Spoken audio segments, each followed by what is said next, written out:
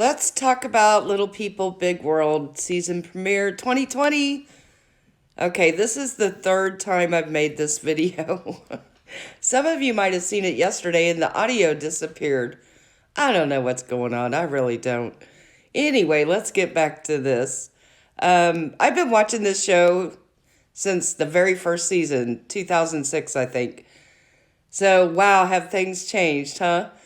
Do y'all remember, like, in that first season, Amy had to go buy, I think it was Zach, a button-down shirt for a school or church event. So they show her going to Walmart, and she's so stressed out because she can't even afford, like, $5 for a shirt. Things have really changed, huh? First, I kind of want to talk about Zach and Tori. I think they're so cute, and their kids are just adorable. I am worried about their marriage, though, after watching this episode. They need to get into some marriage counseling. Tori seems kind of disrespectful towards Zach when she rolls her eyes and she's kind of putting him down in the interviews and stuff. This can be a big red flag that there's trouble in your marriage. And I know a lot of people like to downplay that and say, oh, that's just what married people do. But that really is considered a big red flag when you start doing that to your partner. So that's not a good sign, guys. Reality TV is a marriage killer. I really think this show should have ended probably 2 or 3 years ago. I don't know why they keep going on. I guess for the money. And I guess TLC wants to film it all the way to the end of, I guess, people figuring out who gets the farm. But like we all didn't already know that Matt's going to end up with the farm. Come on now. What really broke my heart in this episode was Amy and the whole negotiation thing with Matt. I wish Amy had had a friend like me that could have advised her on what to do. It broke my heart. Here's the thing. Matt knew when he gave her that offer that she was not going to meet the deadline. He knows her too well. He knew she probably wouldn't be able to do it. He set her up for failure on purpose. There's no doubt.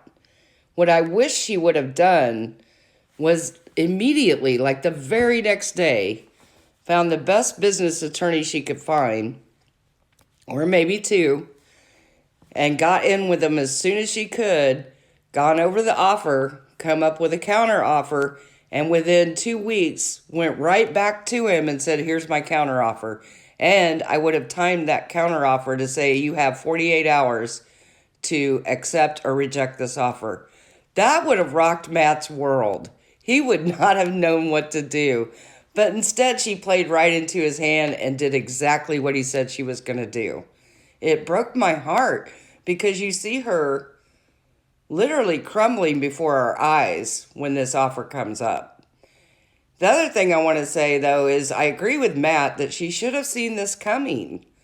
She should have been getting ready for this day for the last 2 years, as surely the last year. She should have already had met with an attorney and figured out what she wanted and what was going to be acceptable to her to sell him the rest of the farm and the business and be done with it and move on with her life. She should have been ready for it. But I love Amy. I just can't help it. I love her. Listen, she is who she is. That's who she was when he married her. She was disorganized, but she was a great mother. And, you know, we all got our good and bad traits. Matt's got plenty of bad ones, let me tell you. The thing is, people don't change. Amy is who he married. He is who she married. So, now that I got that off my chest, because that really upset me. She could have handled that so much better. Amy, next time call me. I'll help you out. Then we get to talking about Matt and his girlfriend. I don't like her. I just don't. I do not like her. I think she's like a snake in the grass. I think she should never, ever say one bad thing about Amy because she's got no reason to do that. She just, I can't stand her. Yuck. I mean, let's just put it out there. In my opinion, they were having an affair before the marriage broke up with Amy. That's just my feeling. Nobody wants to come right out and say it, but that's my opinion of what happened. So she should just shut her mouth and anything to do with Amy. She should just not say anything. Now let's talk about Amy's boyfriend. I think he's a super nice guy. I think they're super cute together. I do think it's going to be a long road for them. It's really hard for somebody who's been a bachelor that many years to then live with somebody and be married. That's going to be a hard road. I hope they do like they were saying and they take it slow where maybe he stays 3 nights a week and then ups it to 4 nights a week.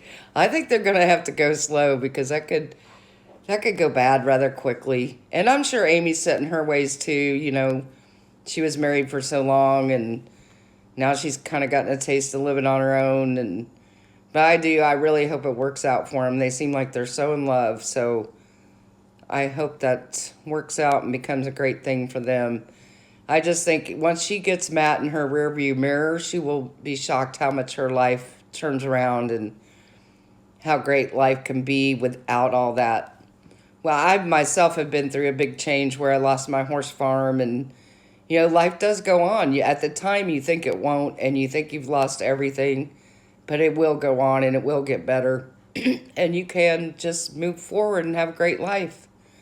And I know that's what Amy's going to do. I just really hope this is the last season of this show. I don't think I'll watch another one. I'm so invested now because I've been watching since the very first show. But I feel like Zach and Tori definitely need to get off reality TV. It's a marriage killer every time. I hope they just get off this show and just take care of themselves and their babies and maybe get a little marriage counseling. But, yeah, that's my feelings on this episode. You guys let me know how you feel. I'll see you down in the comments and have a wonderful day.